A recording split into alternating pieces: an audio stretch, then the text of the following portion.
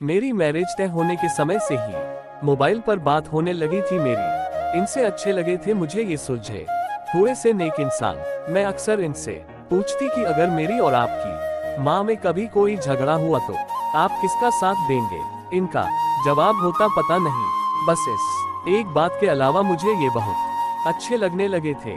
जब मैं पहली बार इस घर में आई थी तो बहुत अजीब सा था सब मेरे घर में सब कितना घुल मिल कर रहते। कभी कभी तो हम मजाक मजाक में किसी एक को चिढ़ाने के लिए उसकी थाली में रखे खाने को खा जाते और यहाँ मजाल की कोई एक कमरे में एक टेबल पर बैठकर भी खाना खा ले। सब राजा बाबू सबको अपने अपने कमरे में खाना खाने का शौक। इनकी माँ से बड़ा डर लगता मुझे, जाने कब टोक दे। मैं कभी भी सुबह सुबह उठने की आदी नहीं थी, पर यहाँ नियम से जल्दी उठ जाती। एक बार देर से नींद खुली तो देखा कि सासू माँ किचन में नाश्ता बना रही है। मेरे प्राण ही सूख गए कि आज तो ये बुढ़िया मेरी जान लेगी।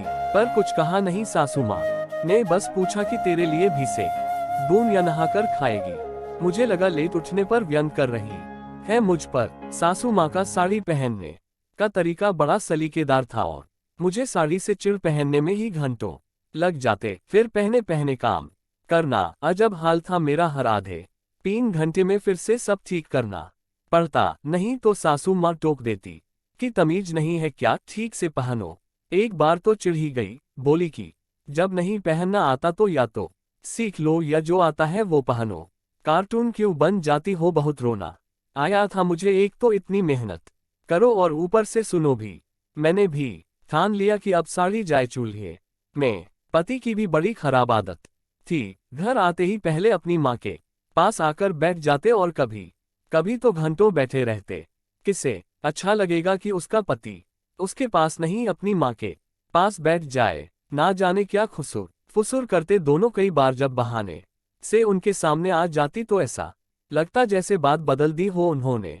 एक बार ऐसे ही टोह लेने के लिए चाय बिस्कुट लेकर गई तो सासू माँ बोल पड़ी कि बेटा तू इतना क्यों परेशान होती है, कभी चाय कभी पानी, जा आराम कर या यहीं बैठ जा। उस दिन तो मैं चली आई, पर सोचा कि जब खुद ही कह रही हैं तो कल से साथ ही बैठूंगी। साथ बैठी तो लगा कि ये लोग तो फालतू बातें करते रहते हैं या मेरे ही सामने ऐसा बन रहे हैं। जब मेरे बेबी होने वाला था तो डरते डरते पूछा था कि बच्चे का क्या नाम रखेंगे। माँ कितना खुश होकर सासू माँ ने जवाब दिया कान्हा, और मैं डर गई, पूछ ही नहीं पाई कि अगर बेटी हुई तो ना जाने क्या क्या सोचकर मैंने वे दिन काटे। और जब मेरे बेटियां हुई तो पिछले 10 दिन से रामायण पढ़ती माँ की आंख में आंसू देखे थे मैंने। खुशी के थे या दुख के पता नहीं, पर महीनों तक उसकी मालिश से लेकर कच्ची पोट्टी तक सब काम इतने जतन से करते देखा। तो आज इतने सालों बाद मैं सोचती हूँ कि मैं खुद अपनी सास में माँ को खोजती थी तो क्या मैं खुद बहू की जगह बेटी बन पाई थी। पता नहीं क्यों हम बहुएं अपनी सास में माँ को खोजती हैं। अगर सास मेरी सासू माँ जैसी होती है तो ईश्वर से प्रार्थना है कि मेरी अपनी माँ अपनी बहू के लिए मेरी सासू माँ जैसी बने। एक खुशकिस्मत बहू।